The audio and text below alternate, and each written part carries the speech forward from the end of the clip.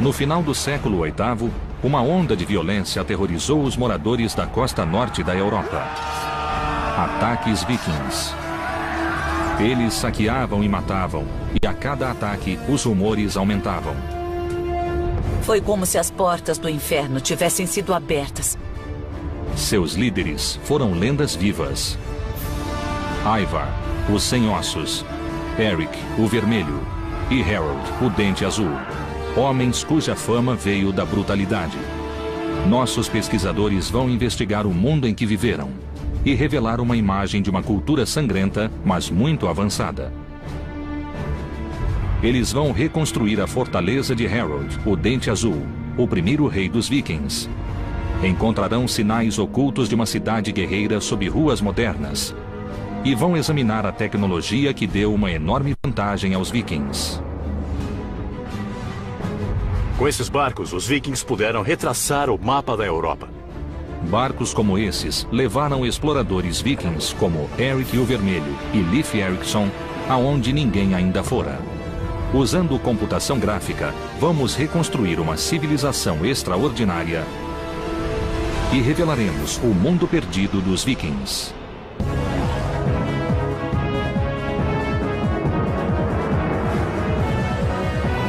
Mundos Perdidos, os Vikings. Assassinos, bandidos, bárbaros, pagãos. Embora a cultura viking tenha morrido há mais de 1000 anos, sua reputação permanece. Os pesquisadores Jonathan Foyle e Helena Hamerow querem descobrir a verdade sobre esses guerreiros e seu mundo. Helena Hamerow é uma arqueóloga de Oxford e estuda culturas europeias antigas. Um dos mistérios genuínos sobre esse período é o motivo de os vikings surgirem. O que os levou a atacar e também a colonizar da forma que fizeram. Jonathan Foyle é um historiador de arquitetura que estuda construções para entender as culturas que as erigiram. Parte da experiência viking é viver com materiais brutos. A terra e o fogo, o vento e a água, eles viviam em integração com os elementos. Os historiadores sabem a data de início da campanha viking de terror, 793 d.C. Tudo começou com um ato de sacrilégio.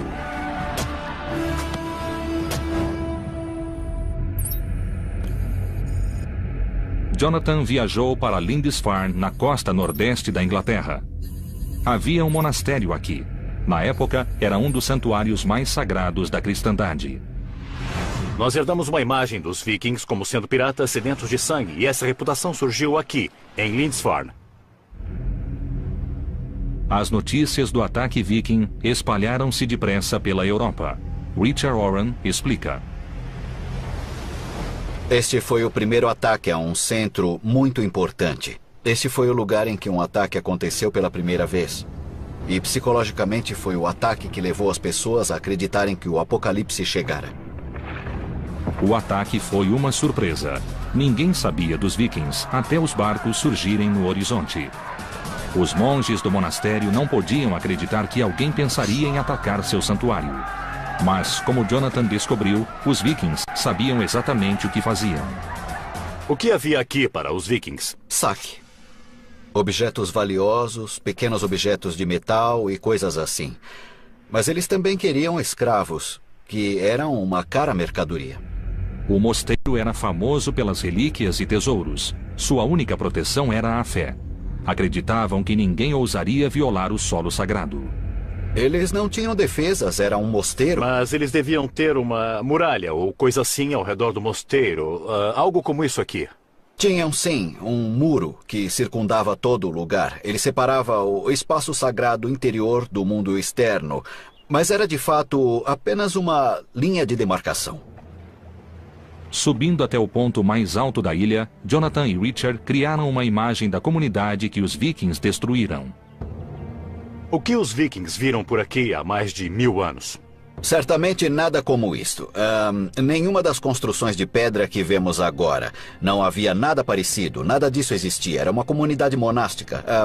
Mas onde vemos a igreja paroquial ali e a igreja do priorado aqui, era o local do mosteiro saqueado pelos vikings. Em vez de construções de pedra, pense em madeira.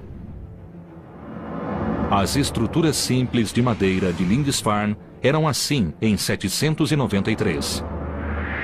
Essas construções modestas continham, no entanto, um tesouro de riquezas e eram um alvo perfeito para os vikings pagãos. Este lugar era muito mal defendido, feito de material inflamável, e não seria difícil para os vikings chegarem em alguns barcos e destruírem todo o mosteiro. De modo algum. Não havia nada aqui que resistisse a eles, e se quisessem destruir, podiam apagar esse lugar da face da terra. Os ataques vikings eram rápidos. Eles chegavam de surpresa, atacavam, matavam, saqueavam e queimavam. Lindisfarne ficou em chamas, criando um padrão para os ataques vikings. O monge Alcuin, que estava na corte do imperador na Europa, escreveu cartas de condolência. Ele soubera das coisas terríveis que aconteceram aqui e, basicamente, elas foram colocadas por escrito e isso as marcou para sempre como um grande evento. E o que eles pensaram sobre esses estranhos cabeludos que provocaram tantos danos? Devem ter ficado atônitos. Basicamente, eles o consideraram como as tropas do anticristo. Esse era um exército pagão que matava homens de Deus. Eram totalmente bárbaros, assassinos cruéis e sanguinários. O ataque a Lindisfarne foi o primeiro de muitos. Mas de onde vinham os vikings? Para onde levavam os despojos?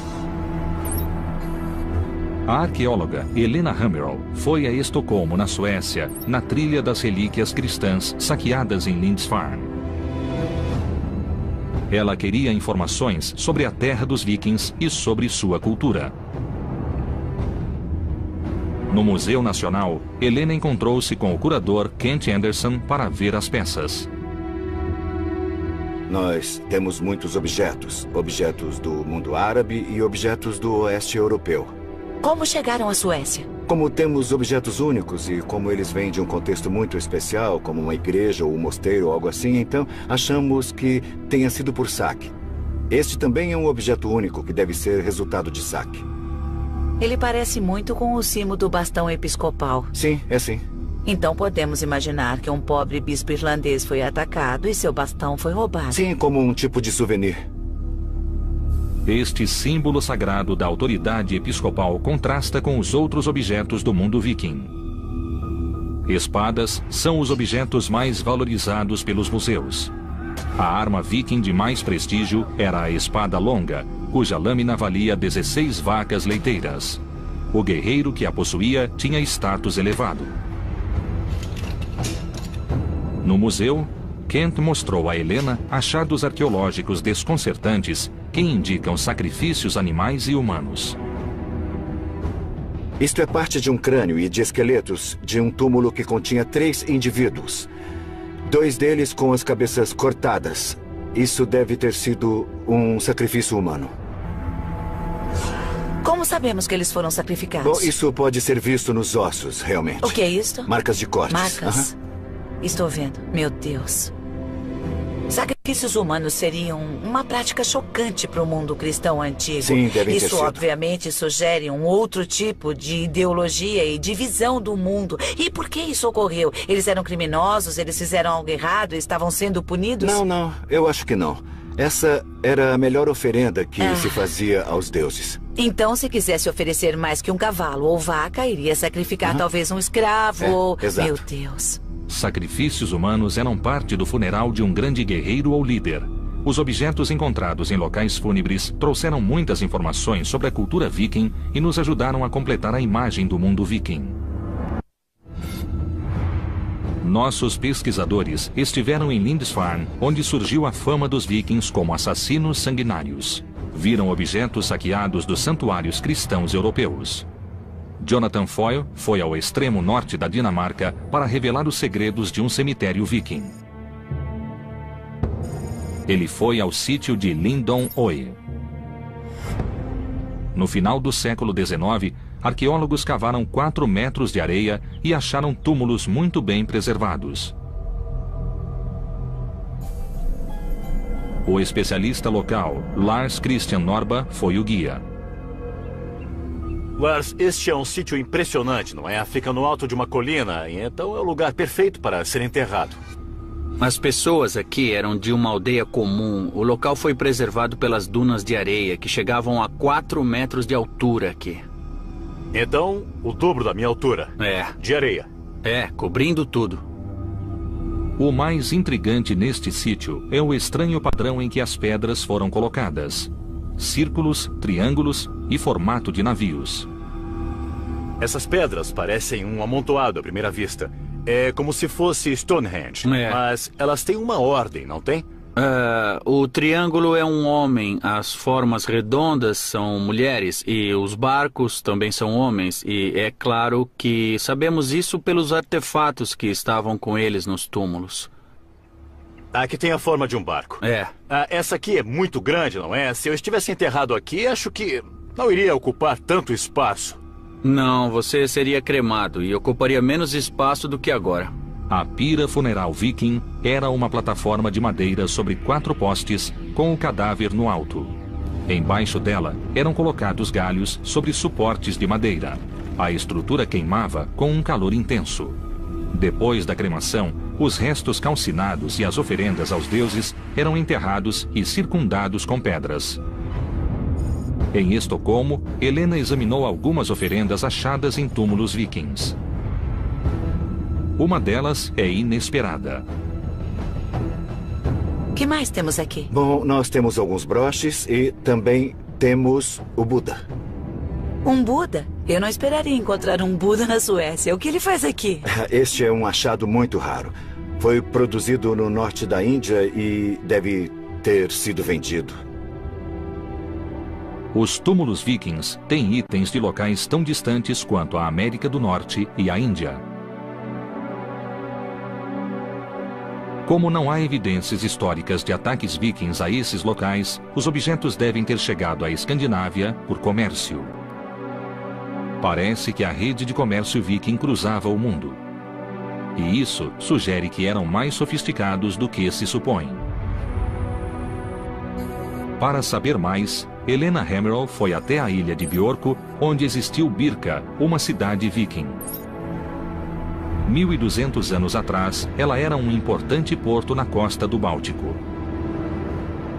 Helena encontrou Björn Ambrosiani, diretor do projeto Birka e um dos maiores estudiosos dos vikings. Esta área tem clima úmido e as estruturas de madeira da cidade apodreceram há tempos, mas cobriam uma área equivalente a 30 campos de futebol. Usando as evidências arqueológicas, Björn reconstruiu uma delas.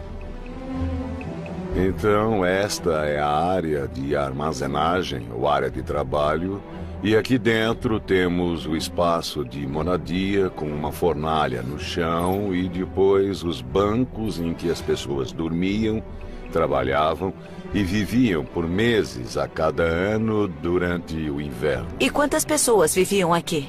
De 6 a 8 indivíduos. Embora de aparência simples, essas casas eram revestidas com peles, lãs e tecidos, tornando possível a seus ocupantes suportar temperaturas abaixo de 0. Os artefatos encontrados em Birka mostram um lado oculto dos vikings, sua habilidade como artesãos. Que tipo de evidências vocês têm do trabalho com bronze? Que tipo de materiais acharam? Temos cerca de 25 mil peças como esta. Certo, temos uma peça de cerâmica queimada com alguns desenhos. Isso parece ter sido usado para fazer um belo broche de bronze ou um par de broches que uma mulher usaria em suas roupas do dia a dia. O número de moldes e de objetos de bronze encontrados em Birka sugere que as joias não eram feitas só para uso local, mas também para comércio. As rotas comerciais de Birka chegavam à Rússia e a toda a Europa. Alcançavam o Oriente Médio, Índia e China. Birka era um centro internacional. O sucesso de Birka trouxe problemas, e é claro que eles precisavam de defesas. Estes são grandes montes de terra com um espaço no meio. O que é isso que vemos? São os muros da cidade, e este é um dos portões. E em cima disto havia uma paliçada de madeira e existem traços dela. E isso fazia parte das defesas da cidade. As defesas circundavam uma área de mais de 445 mil metros quadrados e indicam um equívoco atual sobre a cultura viking, pois os muros de Birka foram construídos para bloquear os homens que os moradores chamavam de vikings. Birka era muito bem defendida. Era assim. Mas por que os vikings precisavam se defender de outros vikings? Esta não era uma cidade viking, era uma cidade da época dos vikings. Os vikings eram piratas do mar que saqueavam outros vikings. O nome viking foi atribuído a uma civilização, mas originalmente se referia às ações de poucos. Agir como viking significava atacar. Então não devíamos nos referir aos moradores de Birka como vikings, e sim como comerciantes bastante pacíficos.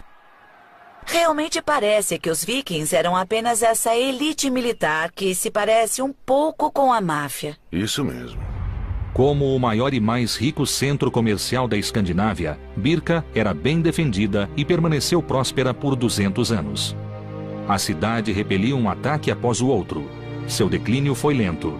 O nível do mar baixou e o porto deixou de ser navegável. Os navios essenciais para o comércio não podiam mais alcançá-la e Birka foi abandonada. Nossos pesquisadores estão na Escandinávia em busca do mundo perdido dos vikings.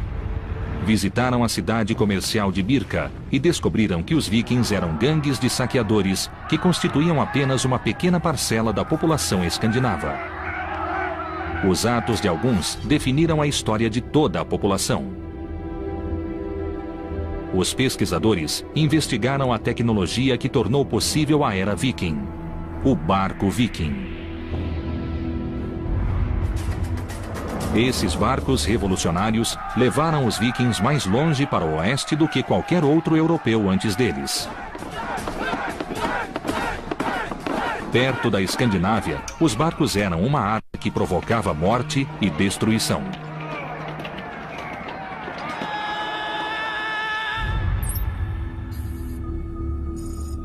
Jonathan Foyle visitou o Museu de Barcos Vikings em Oslo, na Noruega.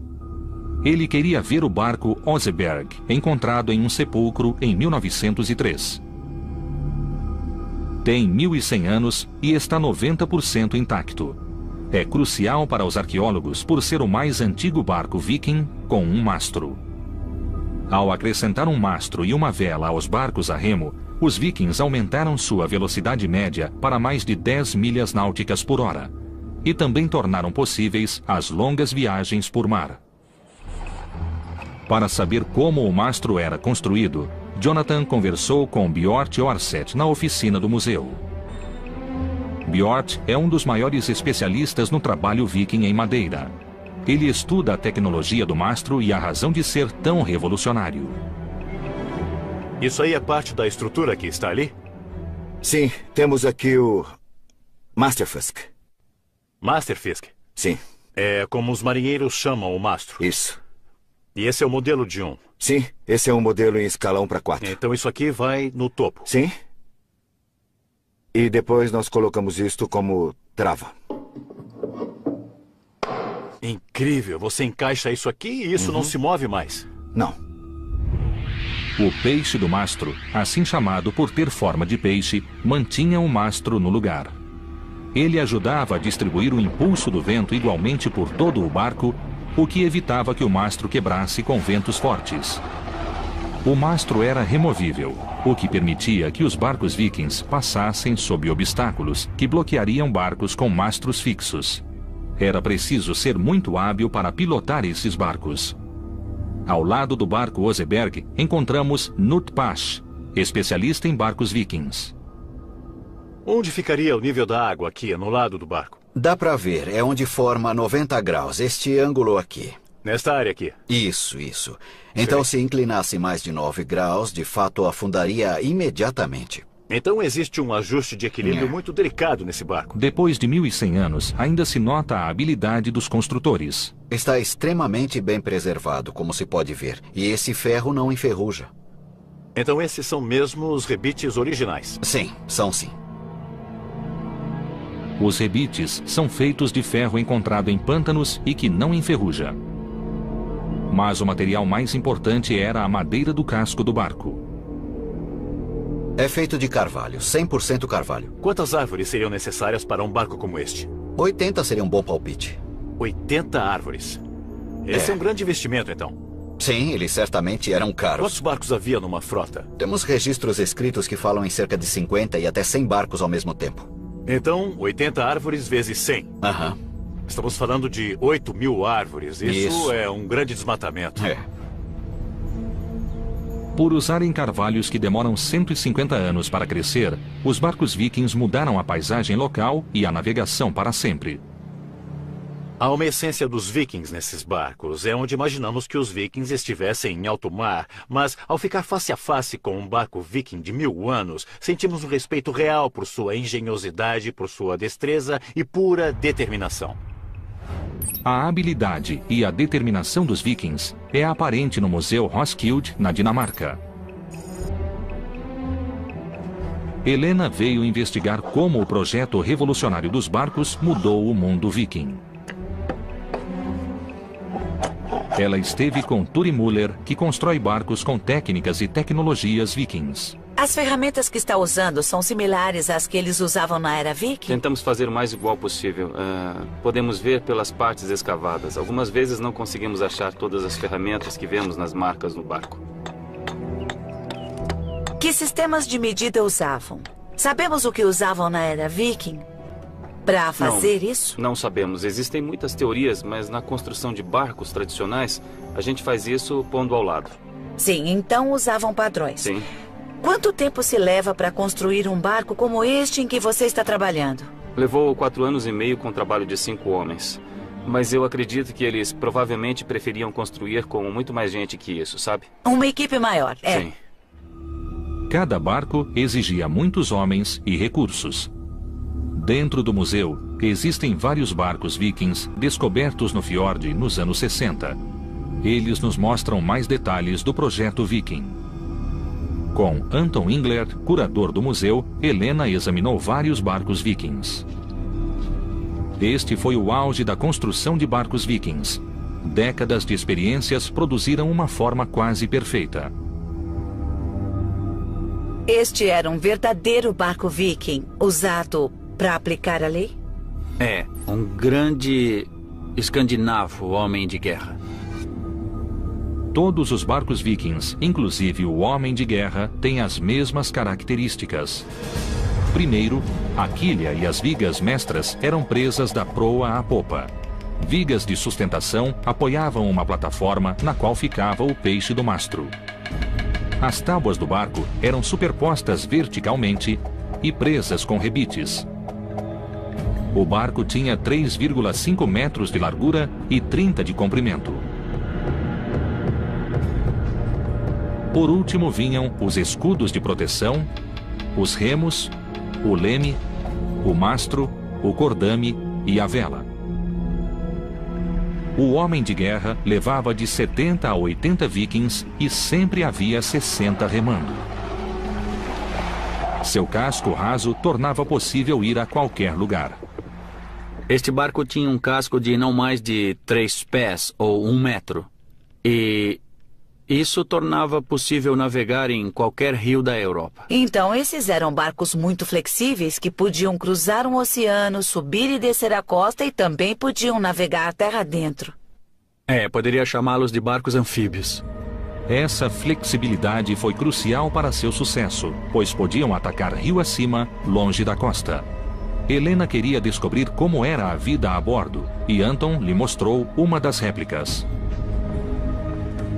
Percebi que não foi construído pensando em conforto. Existe muito pouco espaço e nenhuma privacidade aqui para os 60, 70 ou 80 homens que poderiam estar a bordo. E os alimentos e bebidas, as provisões, onde a comida era guardada? Como pode ver, há um espaço pequeno no barco, quase todo cheio de lastro. E como queriam carregar bastante armas, só podiam carregar muito pouca comida e água.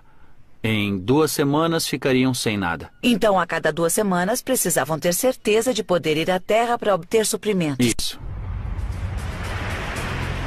Apesar da falta de espaço, os barcos eram ideais para a exploração. E líderes vikings como Eric o Vermelho e Leif Erikson conseguiram percorrer enormes distâncias. O alcance, a velocidade e a facilidade de manobra dos barcos vikings eram uma clara vantagem. No século IX, os vikings pararam de saquear e passaram a invadir. Em 866, Ivar, o Sem Ossos, levou seus homens à Inglaterra, onde sua crueldade tornou-se lendária. Nossos pesquisadores visitaram a cidade viking de Birka, importante porto comercial do Báltico, e viram como o projeto único dos barcos vikings os ajudou a saquear a Europa. Jonathan Foyle foi até as Ilhas Britânicas, onde os saqueadores transformaram-se em colonos. Essa mudança influenciou os vikings em toda a Europa. Em 865, o líder viking Ivar, o Sem Ossos, partiu com seus homens. Seu alvo era a cidade de York, capital da Nortúmbria, no nordeste da Inglaterra. Jonathan visitou a cidade para descobrir como ela era quando os vikings estavam se aproximando. Em 866, uma frota de barcos vikings foi avistada no rio Ouse. Isso foi 70 anos depois do primeiro ataque a Lindisfarne. E vieram em grande número porque as regras do jogo haviam mudado. Essa frota não veio apenas saquear a cidade. Eles vieram conquistá-la. O massacre foi terrível. York foi conquistada e seus habitantes foram mortos. Mas a crueldade foi além disso. Ila era um dos reis da Nortúmbria e sua capital era York. E é claro que ele se opôs à conquista de Ivar, o Sem Ossos. E o tratamento que ele teve ao ser capturado foi águia de sangue. Isso significa que os vikings abriram o seu tórax, tiraram os seus órgãos e depois expuseram as costelas como as asas sangrentas de uma águia. E essa foi uma clara mensagem para o povo de York, que no mínimo os vikings eram pessoas a serem evitadas. Ivar mudou o nome da cidade para Jorvik. Situada no ponto de encontro de 2 rios e com acesso às rotas comerciais europeias, York era importante para os vikings. Eles deixaram marcas aqui. Jonathan explorou a herança viking que ainda existe na cidade moderna. A York moderna ainda tem nomes de ruas dados pelos vikings 1000 anos atrás. Nós temos a Ness Gate, a rua para um trecho que relembra a geografia que eles conheciam na época. Nós temos a Micklegate, a grande rua. Essa foi sua experiência do tamanho das ruas que eles criaram. E temos também a Coppergate, um lugar onde faziam xícaras. Então, desde a geografia até o lugar em que viveram e seu trabalho, a York viking ainda existe aqui hoje. Embaixo da moderna rua Coppergate, os arqueólogos fizeram uma descoberta extraordinária. Bem preservados no solo pantanoso, eles encontraram sinais de 8 casas vikings do século X. Jonathan foi ao centro Jorvik, construído ao redor das ruínas. Aqui, o arqueólogo Richard Hall explicou a importância do lugar. Então, Richard, de repente vocês descobriram 8 casas vikings? Foi empolgante e muito importante encontrá-las tão bem conservadas. Ninguém vira algo assim antes. Os arqueólogos costumavam achar esqueletos de casas, mas aqui elas estão em 3 dimensões. Em alguns pontos tem 1,80 m de altura. São as casas vikings de madeira mais bem conservadas. As madeiras conservadas no solo indicam como a estrutura foi construída. Primeiro era cavado um porão com 2 metros de profundidade e revestido com pranchas de carvalho. Depois, grandes pilares de carvalho eram fincados no chão a intervalos regulares. Eles sustentavam as grandes vigas que eram a primeira parte da estrutura. Richard, eu não estou vendo juntas nem cavilhas. Como é que isso fica firme? A pressão mantinha esta construção firme, sem pregos nem cavilhas. Só a pressão de uma tábua sobre a outra. Sem nenhum acessório de metal. Isso mesmo. Às vezes vemos marcas de ferramentas, vemos buracos de cupins em alguns pilares. E se for até o alto, bem lá em cima, dá para ver que há um buraco bem no meio do pilar. Achamos que então havia um pilar correspondente do outro lado e que havia uma viga horizontal mantendo os dois separados e sustentando o piso acima. Esta é uma forma de construção bem conhecida, é muito firme e muito simples. Este nível subterrâneo era engenhoso. Usava poucos materiais de construção e fortalecia a estrutura. Acima do solo, pilares de madeira eram encaixados nas vigas e, por fim, vinha o telhado de palha e as paredes feitas com pranchas. A partir das ruínas das casas, podemos revelar como era Coppergate durante o período viking. As casas eram bem alinhadas na rua e nos porões havia oficinas que produziam mercadorias para esse próspero centro comercial. O solo pantanoso incomum de Coppergate também revelou milhares de objetos que proporcionam um vislumbre do mundo viking. Richard, quais são os itens principais? Bem, estes são representativos de algumas das coisas mais completas que nós encontramos. Isto, por exemplo, é um sapato da época viking. É muito bem feito. E pode-se ver aqui, bom, eu estou olhando para o desgaste ou as marcas feitas pelos dedos de alguém, não é? Pode ver que calos ele tinha e com quais Joanete sofria. E isto parece ser o cabo de uma bengala. Bem, quando você come, isto é o que sai pelo outro lado. Os arqueólogos guardam coisas estranhas. Mas isto tem muita informação, diz o que eles comiam e aprendemos sobre a dieta viking. Achamos tigelas de madeira como esta e Coppergate era a rua dos fabricantes. Era aqui que colocavam a comida. Eles gostavam de escolher a melhor madeira para essa finalidade. Eles eram mestres com a madeira, não é? Isso é chifre de veado, o plástico da era viking. Eles não desperdiçavam nada. Não, eles se asseguravam de usar as matérias-primas do melhor modo possível e extrair o máximo do que tinham. Jonathan esteve na Escandinávia para entender o mundo perdido dos vikings. Mas aqui em York, ele encontrou um de seus habitantes. Richard, eu estou finalmente face a face com um viking. Face a face com um habitante de Jorvik, 1000 anos atrás. Alguém que teve um triste fim. Se olhar cuidadosamente para o esqueleto, verá que tem diversas marcas causadas por ferimentos de lâminas.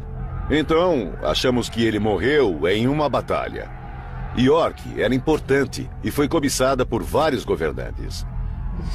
O povo de York estava acostumado a lutar para defender a independência. Muitos esqueletos foram encontrados em York com sinais de ferimentos em batalhas, normalmente causados pela alabarda.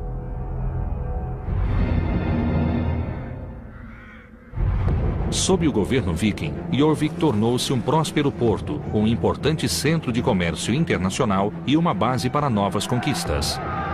Ao morrer, em 873, Ivar era rei do norte de toda a Irlanda e da Bretanha e governava um vasto território. Enquanto as conquistas vikings alteravam o mapa da Europa, na Escandinávia, uma grande rebelião mudava a sociedade viking. Nossos pesquisadores exploraram o território viking e revelaram redes de comércio com a Europa e outros locais. Eles mostraram a extraordinária habilidade viking na construção de barcos e na navegação. Visitaram também o centro da Dinamarca. Em Roskilde, Helena pesquisou sobre Harold, o Dente Azul, um líder viking do século X que uniu a Dinamarca e também foi rei da Noruega. Harold era um viking típico, alto, forte e guerreiro, mas tinha um conflito interior. Embora nascido pagão, Harold converteu-se ao cristianismo. Para concretizar sua visão de uma Dinamarca cristã, ele ordenou a construção de acampamentos circulares, chamados de fortificações em anel, para unir as tribos vikings em luta.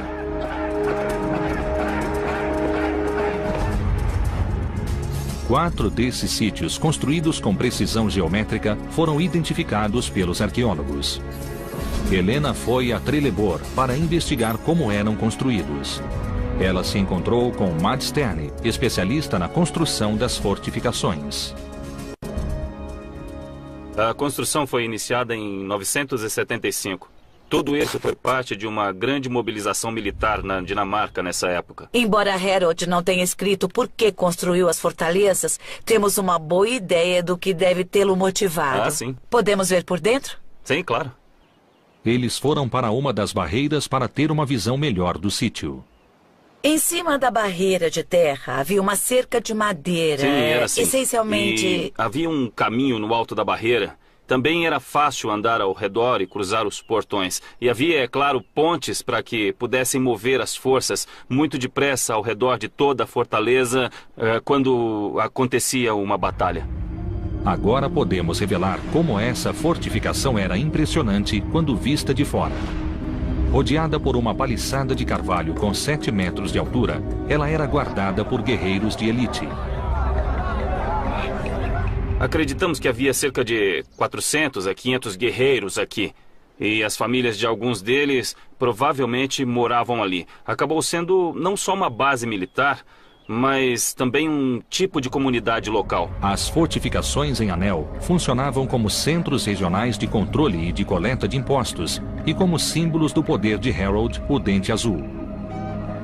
Devia haver fazendeiros que traziam provisões para os guerreiros. A ideia é que o rei e seus homens viajassem de uma fortaleza para outra e quando acabavam os víveres, eles seguiam para a próxima. Então o rei estava literalmente viajando pelo país e consumindo os impostos, praticamente comendo os impostos. Sim, é isso mesmo. A construção dessas fortalezas consumiu muitos recursos. A construção de Trelleborg exigiu o trabalho de centenas de homens durante 6 anos e usou mais de 9.000 carvalhos. Foi necessário muito trabalho, realmente. Devem ter sido uns 1.000 homens trabalhando aqui, pelo menos. O muro da fortaleza era um anel de terra com 135 metros de diâmetro, 17 metros de espessura e 7 metros de altura, rodeado por um fosso de 4 metros com estacas afiadas. Em cima disso, havia uma paliçada e um caminho. 4 portões permitiam a entrada ao centro do forte, criando um símbolo arquitetônico da cristandade, uma cruz gigantesca. Só havia uma pessoa que poderia ver isso e, na verdade, era Deus no céu. Em Furcate, outra fortificação em Anel, Jonathan Foyle investigou como era a vida nessas estruturas enormes. Estou em Furcate, um forte que é idêntico a Trelleborg. Nós temos a mesma barreira circular de terra com entradas ao norte, sul, leste e oeste. Parece que foi feita com um grande cortador de biscoitos sobre a paisagem. Jonathan investigou o que essas estruturas e os objetos encontrados nelas revelam sobre o mundo perdido de Harold, o Dente Azul. Jonathan foi acompanhado pela especialista Elsie Rosedal.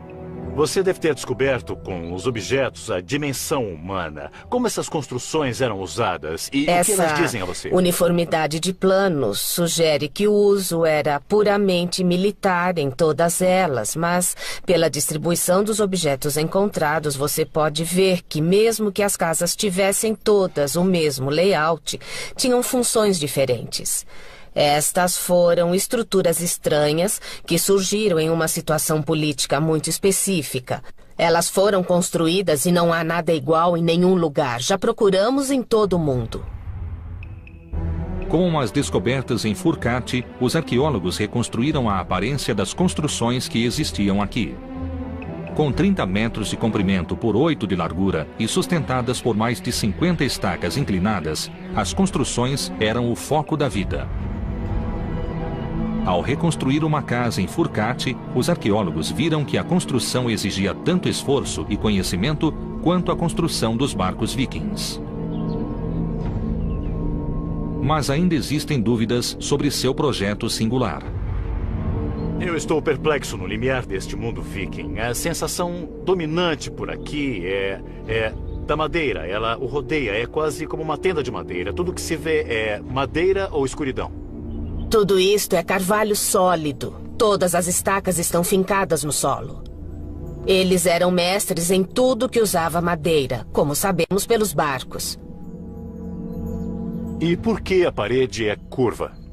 Bem, houve muitas sugestões e uma delas, a ideia do barco, não é muito provável.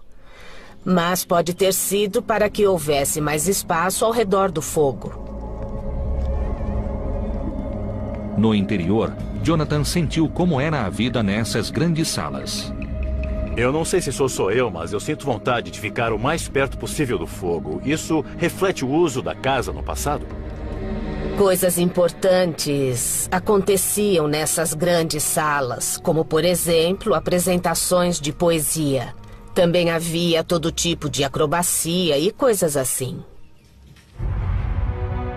Reconstruindo o plano da fortaleza, como era no reinado de Harold, o Dente Azul, vemos Furcate como uma estrutura monumental projetada para a guerra, mas que também era o foco da comunidade e da sociedade viking durante as épocas de paz. Porém, as fortalezas não sobreviveram ao homem que ordenou sua construção. Vikings pagãos rebeldes, liderados por seu filho, insurgiram-se contra Harold e sitiaram suas fortalezas sagradas. Houve uma revolta, liderada por seu filho Ven, o Barba Fendida, e ele foi morto. Depois dessa revolta, o novo governo não se interessou pelas fortalezas e elas foram abandonadas. Então, de fato, são fracassos. Mas fracassos esplêndidos. Você seria a última pessoa que eu pensaria que chamasse isso de fracasso por causa do envolvimento e do amor que tem por elas. As descobertas de Jonathan em Furcate revelaram a vida nessas fortalezas e também o mundo viking em transição de tribos pagãs para reinos cristãos. A civilização viking progrediu muito em 250 anos. Eles tiveram muito sucesso no que fizeram. Primeiro saqueando e depois colonizando e se fixando nas costas do Atlântico Norte. Os descendentes de Harold governaram um império que incluía Inglaterra, Noruega e Dinamarca. E os vikings fixaram-se em toda a Europa e além dela. Nossos pesquisadores descobriram que a influência viking, iniciada com a violência dos saqueadores e fortalecida com o comércio, só foi possível pelos barcos vikings. Seguindo uma trilha de pistas, eles revelaram que o mundo viking não desapareceu. A capacidade de adaptação e de evolução dos vikings levou-os a criar uma cultura nova e versátil. Essa foi uma civilização mutável, movida por tecnologia revolucionária, governada pela riqueza e que, por quase 300 anos, manteve um império que ainda é visível em muitas cidades. Este era o mundo perdido dos vikings. Valorizados pelos museus. A arma viking de mais prestígio era a espada longa, cuja lâmina valia 16 vacas leiteiras. O guerreiro que a possuía tinha status elevado. No museu, Kent mostrou a Helena achados arqueológicos desconcertantes que indicam sacrifícios animais e humanos. Isto é parte de um crânio e de esqueletos de um túmulo que continha 3 indivíduos. 2 deles com as cabeças cortadas. Isso deve ter sido um sacrifício humano. Como sabemos que eles foram sacrificados? Bom, isso pode ser visto nos ossos, realmente. O que é isto? Marcas de cortes. Marcas? Estou vendo. Meu Deus. Sacrifícios humanos seriam uma prática chocante para o mundo cristão antigo. Sim, devem ter Isso, sido. obviamente, sugere um outro tipo de ideologia e de visão do mundo. E por que isso ocorreu? Eles eram criminosos? Eles fizeram algo errado e estavam sendo punidos? Não, eu acho que não.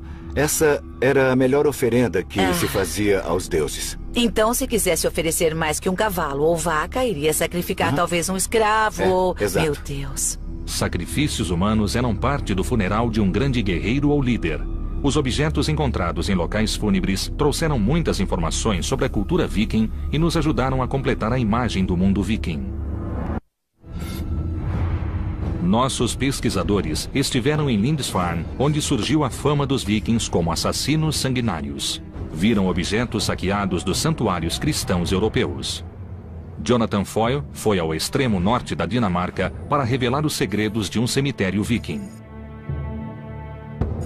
Ele foi ao sítio de Lindon Oe.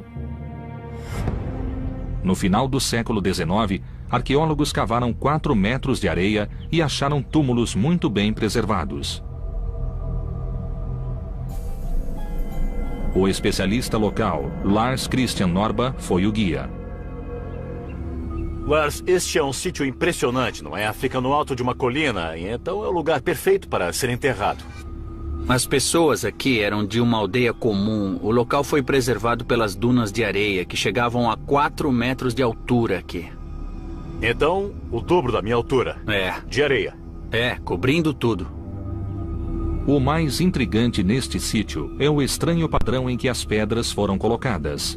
Círculos, triângulos e formato de navios. Essas pedras parecem um amontoado à primeira vista. É como se fosse Stonehenge. Mas elas têm uma ordem, não tem? O triângulo é um homem, as formas redondas são mulheres e os barcos também são homens. E é claro que sabemos isso pelos artefatos que estavam com eles nos túmulos. Ninguém vira algo assim antes. Os arqueólogos costumavam achar esqueletos de casas, mas aqui elas estão em 3 dimensões. Em alguns pontos tem 1,80 m de altura. São as casas vikings de madeira mais bem conservadas. As madeiras conservadas no solo indicam como a estrutura foi construída. Primeiro era cavado um porão com 2 metros de profundidade e revestido com pranchas de carvalho. Depois, grandes pilares de carvalho eram fincados no chão a intervalos regulares. Eles sustentavam as grandes vigas que eram a primeira parte da estrutura. Richard, eu não estou vendo juntas nem cavilhas. Como é que isso fica firme? A pressão mantinha esta construção firme, sem pregos, nem cavilhas. Só a pressão de uma tábua sobre a outra. Sem nenhum acessório de metal. Isso mesmo. Às vezes vemos marcas de ferramentas, vemos buracos de cupins em alguns pilares. E se for até o alto, bem lá em cima, dá para ver que há um buraco bem no meio do pilar. Achamos que então havia um pilar correspondente do outro lado e que havia uma viga horizontal mantendo os dois separados e sustentando o piso acima. Esta é uma forma de construção bem conhecida, é muito firme e muito simples. Este nível subterrâneo era engenhoso. Usava poucos materiais de construção e fortalecia a estrutura. Acima do solo, pilares de madeira eram encaixados nas vigas e, por fim, vinha o telhado de palha e as paredes feitas com pranchas. A partir das ruínas das casas, podemos revelar como era Coppergate durante o período viking. As casas eram bem alinhadas na rua e nos porões havia oficinas que produziam mercadorias para esse próspero centro comercial. O solo pantanoso incomum de Coppergate também revelou milhares de objetos que proporcionam um vislumbre do mundo viking. Richard, quais são os itens principais? Bem, estes são representativos de algumas das coisas mais completas que nós encontramos. Isto, por exemplo, é um sapato da época viking. É muito bem feito. E pode-se ver aqui, bom, eu estou olhando para o desgaste ou as marcas feitas pelos dedos de alguém, não é? Pode ver que calos ele tinha e com quais joanetes sofria. E isto parece ser o cabo de uma bengala. Bem, quando você come, isto é o que sai pelo outro lado. Os arqueólogos guardam coisas estranhas. Mas isto tem muita informação, diz o que eles comiam e aprendemos sobre a dieta viking.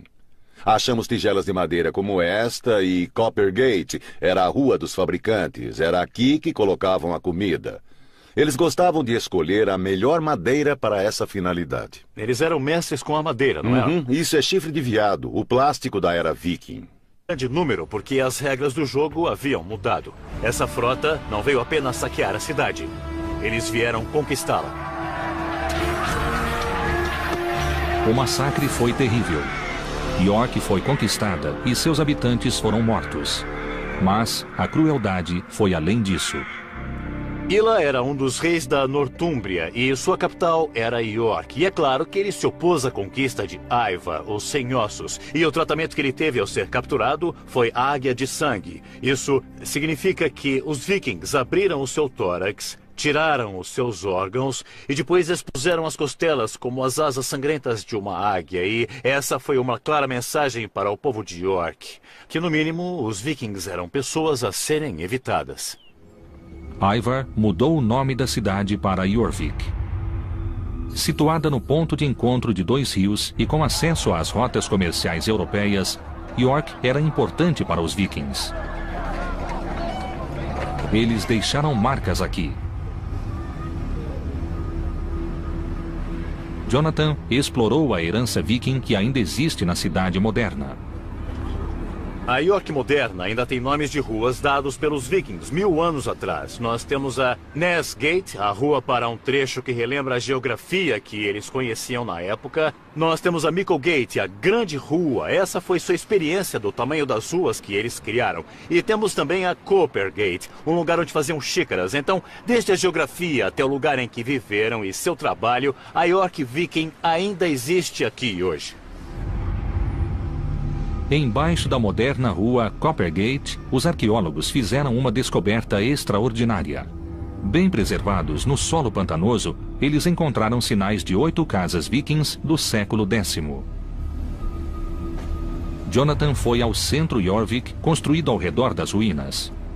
Aqui, o arqueólogo Richard Hall explicou a importância do lugar. Então, Richard, de repente vocês descobriram 8 casas vikings? Foi empolgante e muito importante encontrá-las tão bem conservadas. Ninguém vira algo assim antes. Os arqueólogos costumavam achar esqueletos de casas, mas aqui elas estão em 3 dimensões.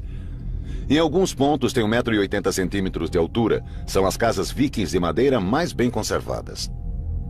As madeiras conservadas no solo indicam como a estrutura foi construída.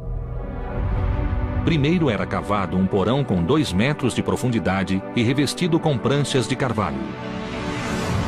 Depois, grandes pilares de carvalho eram fincados no chão a intervalos regulares. Eles sustentavam as grandes vigas que eram a primeira parte da estrutura. Richard, eu não estou vendo juntas nem cavilhas. Como é que isso fica firme? Em 865, o líder viking Ivar, o Sem Ossos, partiu com seus homens. Seu alvo era a cidade de York, capital da Nortúmbria, no nordeste da Inglaterra. Jonathan visitou a cidade para descobrir como ela era quando os vikings estavam se aproximando. Em 866, uma frota de barcos vikings foi avistada no rio Ouse. Isso foi 70 anos depois do primeiro ataque a Lindisfarne. E vieram em grande número porque as regras do jogo haviam mudado. Essa frota não veio apenas saquear a cidade. Eles vieram conquistá-la. O massacre foi terrível. York foi conquistada e seus habitantes foram mortos. Mas a crueldade foi além disso. Ila era um dos reis da Nortúmbria e sua capital era York. E é claro que ele se opôs à conquista de Ivar, o Sem Ossos. E o tratamento que ele teve ao ser capturado foi a águia de sangue. Isso significa que os vikings abriram o seu tórax, tiraram os seus órgãos e depois expuseram as costelas como as asas sangrentas de uma águia. E essa foi uma clara mensagem para o povo de York, que no mínimo os vikings eram pessoas a serem evitadas. Ivar mudou o nome da cidade para Jorvik. Situada no ponto de encontro de dois rios e com acesso às rotas comerciais europeias, York era importante para os vikings. Eles deixaram marcas aqui. Jonathan explorou a herança viking que ainda existe na cidade moderna.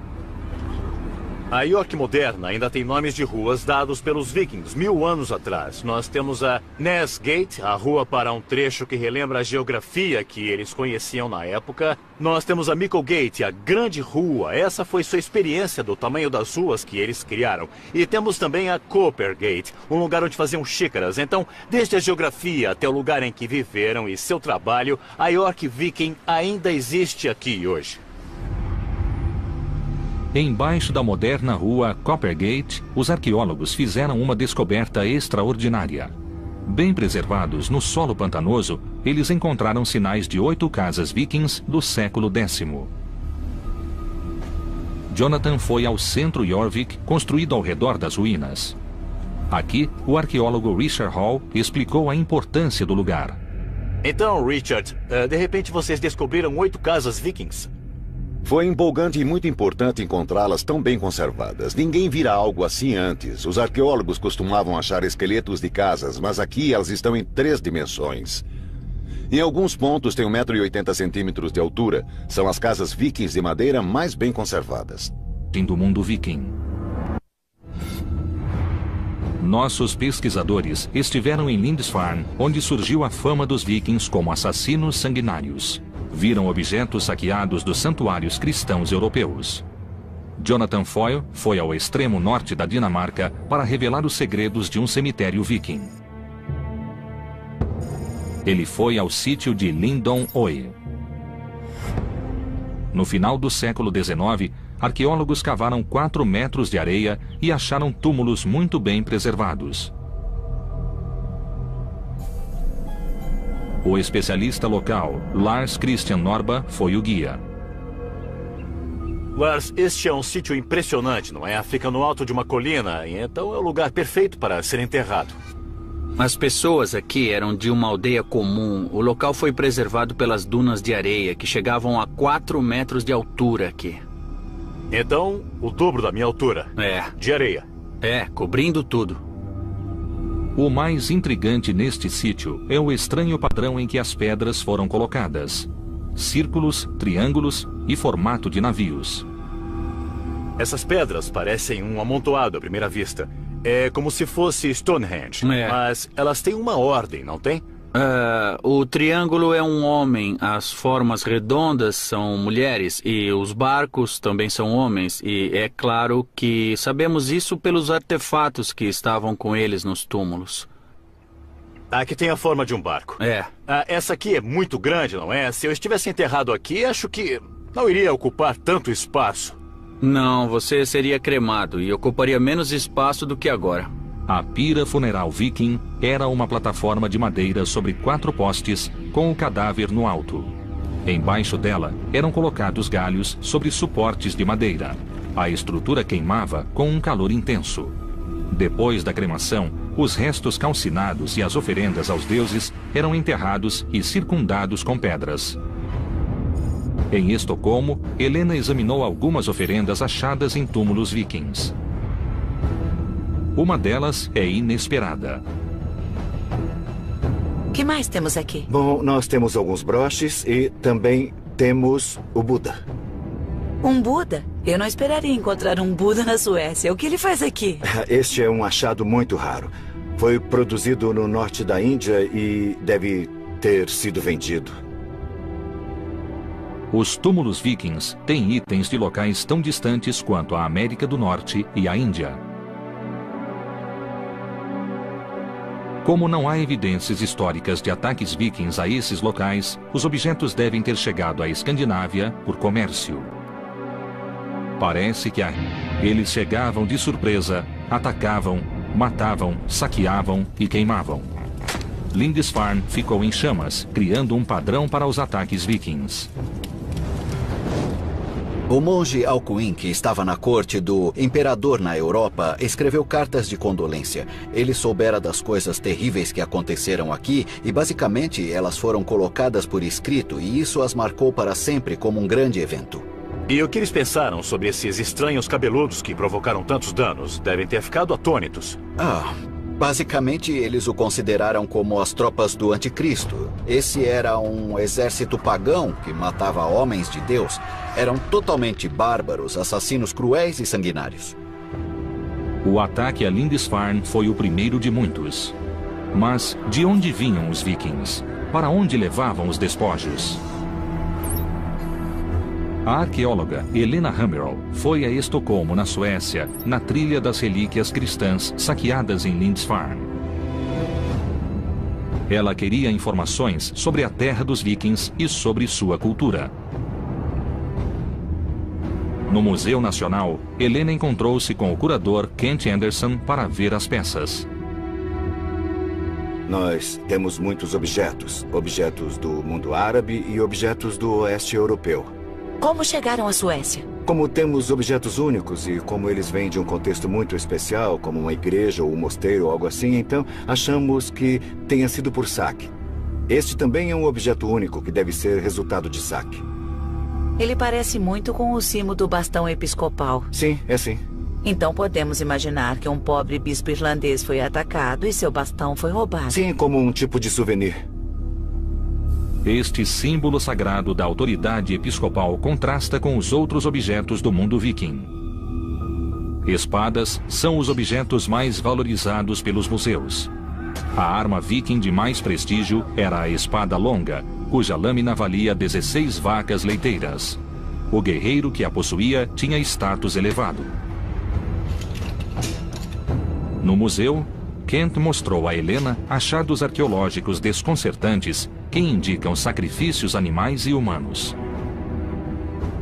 Isto é parte de um crânio e de esqueletos de um túmulo que continha 3 indivíduos. 2 deles com as cabeças cortadas. Isso deve ter sido um sacrifício humano.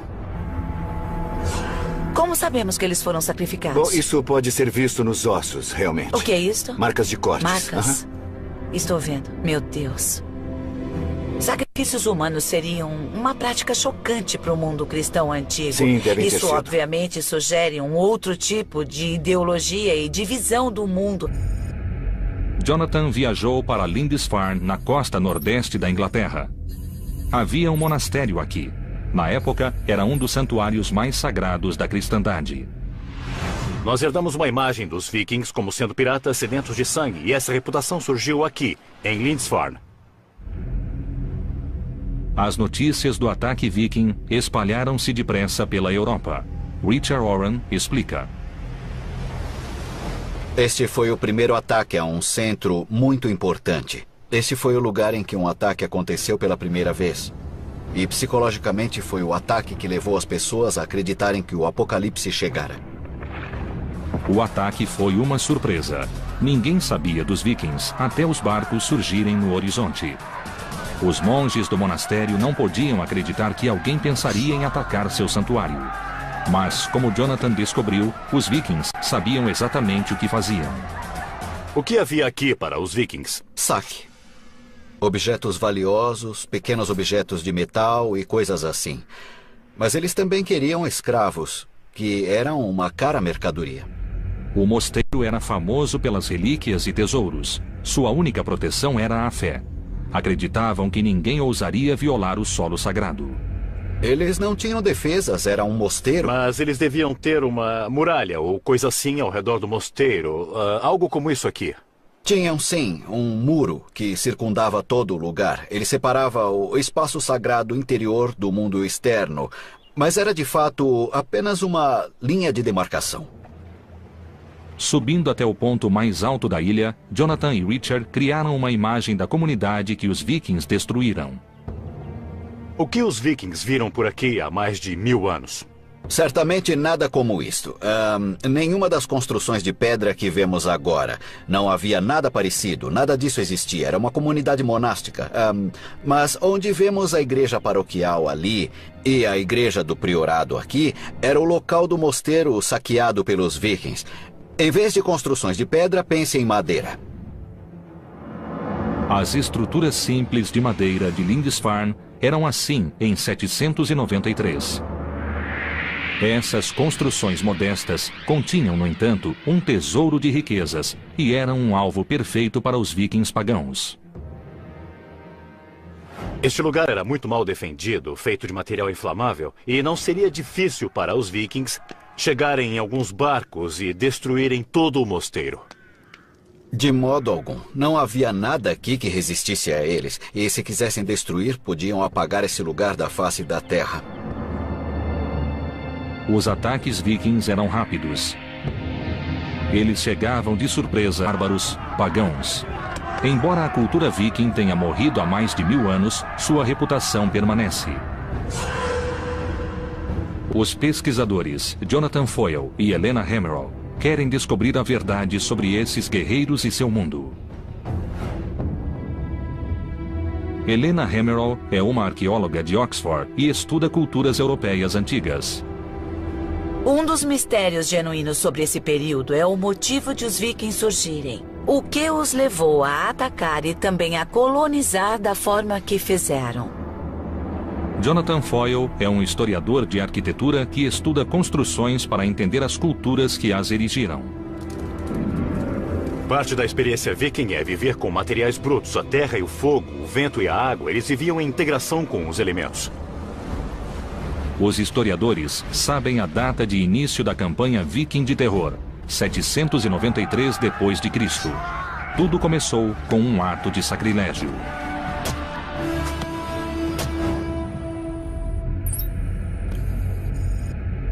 Jonathan viajou para Lindisfarne, na costa nordeste da Inglaterra. Havia um monastério aqui. Na época, era um dos santuários mais sagrados da cristandade. Nós herdamos uma imagem dos vikings como sendo piratas sedentos de sangue, e essa reputação surgiu aqui, em Lindisfarne. As notícias do ataque viking espalharam-se depressa pela Europa. Richard Oran explica. Este foi o primeiro ataque a um centro muito importante. Este foi o lugar em que um ataque aconteceu pela primeira vez. E psicologicamente foi o ataque que levou as pessoas a acreditarem que o apocalipse chegara. O ataque foi uma surpresa. Ninguém sabia dos vikings até os barcos surgirem no horizonte. Os monges do monastério não podiam acreditar que alguém pensaria em atacar seu santuário. Mas, como Jonathan descobriu, os vikings sabiam exatamente o que faziam. O que havia aqui para os vikings? Saque. Objetos valiosos, pequenos objetos de metal e coisas assim.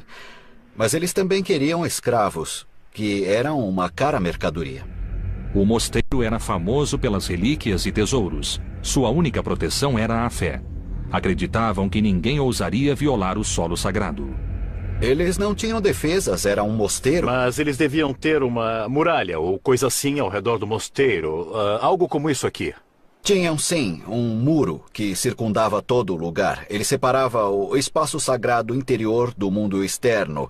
Mas era, de fato, apenas uma linha de demarcação.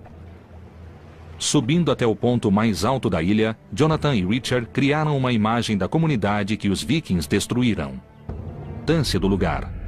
Então, Richard, de repente vocês descobriram 8 casas vikings. Foi empolgante e muito importante encontrá-las tão bem conservadas. Ninguém vira algo assim antes. Os arqueólogos costumavam achar esqueletos de casas, mas aqui elas estão em 3 dimensões. Em alguns pontos tem 1,80 m de altura. São as casas vikings de madeira mais bem conservadas. As madeiras conservadas no solo indicam como a estrutura foi construída. Primeiro era cavado um porão com 2 metros de profundidade e revestido com pranchas de carvalho. Depois, grandes pilares de carvalho eram fincados no chão a intervalos regulares. Eles sustentavam as grandes vigas que eram a primeira parte da estrutura. Richard, eu não estou vendo juntas nem cavilhas. Como é que isso fica firme? A pressão mantinha esta construção firme, sem pregos nem cavilhas. Só a pressão de uma tábua sobre a outra. Sem nenhum acessório de metal. Isso mesmo. Às vezes vemos marcas de ferramentas, vemos buracos de cupins em alguns pilares. E se for até o alto, bem lá em cima, dá para ver que há um buraco bem no meio do pilar. Achamos que então havia um pilar correspondente do outro lado e que havia uma viga horizontal mantendo os dois separados e sustentando o piso acima. Esta é uma forma de construção bem conhecida, é muito firme e muito simples. Este nível subterrâneo era engenhoso. Usava poucos materiais de construção e fortalecia a estrutura.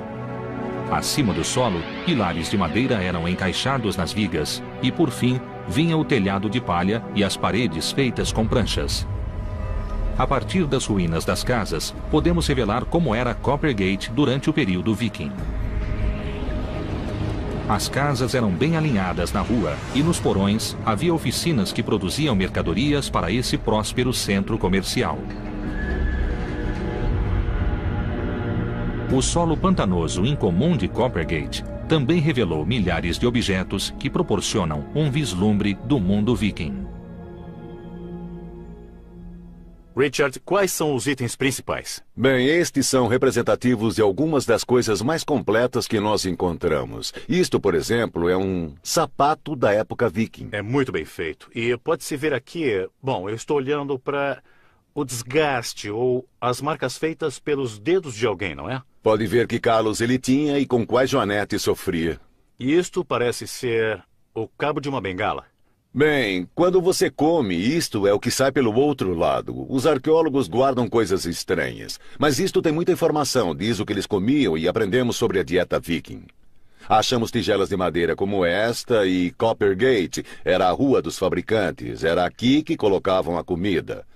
Helena queria descobrir como era a vida a bordo, e Anton lhe mostrou uma das réplicas. Percebi que não foi construído pensando em conforto. Existe muito pouco espaço e nenhuma privacidade aqui para os 60, 70 ou 80 homens que poderiam estar a bordo. E os alimentos e bebidas, as provisões, onde a comida era guardada? Como pode ver, há um espaço pequeno no barco, quase todo cheio de lastro. E como queriam carregar bastante armas, só podiam carregar muito pouca comida e água. Em 2 semanas ficariam sem nada. Então, a cada 2 semanas, precisavam ter certeza de poder ir à terra para obter suprimentos. Isso. Apesar da falta de espaço, os barcos eram ideais para a exploração. E líderes vikings como Eric o Vermelho e Leif Erikson conseguiram percorrer enormes distâncias. O alcance, a velocidade e a facilidade de manobra dos barcos vikings eram uma clara vantagem. No século IX, os vikings pararam de saquear e passaram a invadir. Em 866, Ivar, o Sem Ossos, levou seus homens à Inglaterra, onde sua crueldade tornou-se lendária. Nossos pesquisadores visitaram a cidade viking de Birka, importante porto comercial do Báltico, e viram como o projeto único dos barcos vikings os ajudou a saquear a Europa. Jonathan Foyle foi até as Ilhas Britânicas, onde os saqueadores transformaram-se em colonos. Essa mudança influenciou os vikings em toda a Europa. Em 865, o líder viking Ivar, o Sem Ossos, partiu com seus homens. Seu alvo era a cidade de York, capital da Nortúmbria, no nordeste da Inglaterra. Jonathan visitou a cidade para descobrir como ela era quando os vikings estavam se aproximando. Em 866, uma frota de barcos vikings foi avistada no rio Ouse. Isso foi 70 anos depois do primeiro ataque a Lindisfarne. E vieram em grande número porque as regras do jogo haviam mudado. Essa frota não veio apenas saquear a cidade. Eles vieram conquistá-la. O massacre foi terrível. York foi conquistada e seus habitantes foram mortos. Mas a crueldade foi além disso. Ila era um dos reis da Nortúmbria e sua capital era York. E é claro que ele se opôs à conquista de Ivar, o Sem Ossos. E o tratamento que ele teve ao ser capturado foi águia de sangue. Isso significa que os vikings abriram o seu tórax, tiraram os seus órgãos e depois expuseram as costelas como as asas sangrentas de uma águia. E essa foi uma clara mensagem